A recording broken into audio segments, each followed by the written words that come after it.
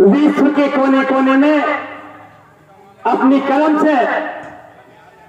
जो अंग्रेजी फिरंगियों ने 190 साल तक हमारे भारत को जकड़ रखा था, उस भेड़ियों को अपनी कलम से काटने वाले भारत के मसीहा बाबा साहब डॉक्टर भीमराव अंबेडकर के चरणों में कोटि कोटि नमन करता हूं और नमन करता हूं उनके गुरु तथागत भगवान गौतम बुद्ध को, जिन्होंने समता की पहली लाइन प्रस्तावना में से अगर दी, हम बाबा साहब का संविधान पढ़ते हैं तो समता अगर उसमें शब्द आता है तो तथागत बुद्ध की हमको उसमें दर्शन होते साथियों। ऐसे बाबा साहब के सबसे प्राचीन गुरु तथागत भगवान गौतम बुद्ध, ये बाबा साहब के संत गुरु रविदास जी महाराज, सदगुरु कबीर साहब और आधुनिक काल में बाबा साहब के डॉक्टर भीमराव अंबेडकर के गुरु महात्मा ज्योति महाराज फुले और छत्रपति साहू महाराज कुर्मी साथियों। इन 5 महात्माओं की, इन 5 महामनाओं की वाणी को बाबा साहब डॉक्टर भीमराव अंबेडकर ने अपनी वाणी में समेटकर अपनी लेखनी के माध्यम से हमारे देश को दुनिया में श्रेष्ठ बनाने का जो काम किया साथियों, तो आज 133वीं जयंती पर मैं उनको कोटि कोटि वंदन करता हूं, नमन करता हूं साथियों। आज 133वीं जयंती के उस उपलक्ष्य में हमारे इस कार्यक्रम में हमारे मुख्य अतिथि महोदय, हम सबके मार्गदर्शक, प्रेरणा स्रोत, मेरे जैसे एक नहीं हजारों कार्यकर्ताओं को बाबा साहब अम्बेडकर के अनुयायी बनाने वाले सम्मानीय ग्वाटिया जी, सम्मानीय सूर्यवंशी जी, श्री टी.आर. सिसोदिया जी, श्री हमारे राधेश्याम मालवी जी, एम मंच हमारे सामने उपस्थित हमारे बीआरसी महोदय, उनकी पूरी टीम, साथ ही शाजापुर जिले के मेरे समस्त जाबाज साथियों,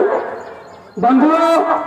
बाबा साहब अम्बेडकर की संविधान की जब हम बात करते हैं तो मैं कहता हूं कि लोग कहते हैं कि बाबा साहब अम्बेडकर को एक जातिवादी व्यवस्था के तहत जिस प्रकार से सताया गया था, लेकिन हमको सताया नहीं गया है। लेकिन उनकी कलम की कारीगरी देखिए, जिन लोगों ने उनको सताया था उनके भी हित में उन्होंने बात लिखी। इतनी पवित्र धारणा उनकी, इतना पवित्र उनकी मनोस्थिति देख लीजिए। आज पूरे हमने अभी 75वां अमृत महोत्सव मनाया और पूरा हमारा देश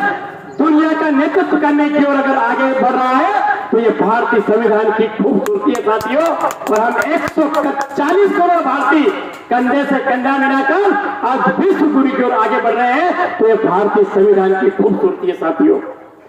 अब हम बात करते हैं कि बाबा साहब डॉक्टर अम्बेडकर इतने गरीब परिवार से, इतने दलित परिवार से, इतने पिछड़े हुए थे, इसके बाद भी उनको संविधान लिखने का मौका कैसे मिला बंधुओं? तो मैं एक बात बता दूं, जिस व्यक्ति को 16 भाषाओं का ज्ञान हो, जिनके पास 32 डिग्री हो और जिनके पास 64 विषय का विद्वान ऐसा आदमी, जिसको पूरी दुनिया के लोग सिंबल ऑफ नॉलेज के नाम से जानते हैं, अगर शिक्षा रूपी शेरनी का दूध आप पी लो तो मैं कहता हूं दुनिया की कोई ताकत आपको आगे जाने से नहीं रोक सकती साथियों। हम दिन रात बेमनस्ता बुलाने वाली बात करते रहेंगे तो कभी भी समाज आगे नहीं बढ़ेगा।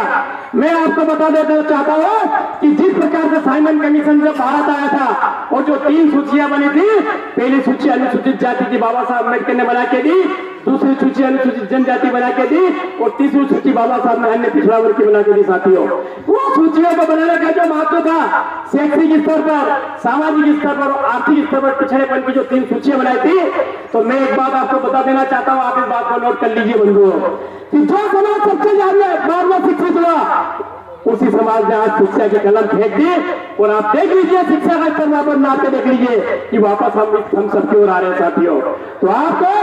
बाबा साहब का मिशन आगे बढ़ाना और देश को विकसित और राष्ट्र को अगर हमको समृद्ध करना है तो शिक्षा रूपी इस कलम को हमको समृद्ध बना के अपने बच्चों को, आने वाली पीढ़ी को इस कलम का कारीगर बना दीजिए, तो हमारा समाज भी समृद्ध होगा, हमारा परिवार भी समृद्ध होगा और हमारा राष्ट्र भी समृद्ध होगा। जय भीम, जय भारत, नमो बुद्धाय। धन्यवाद आचार्य जी।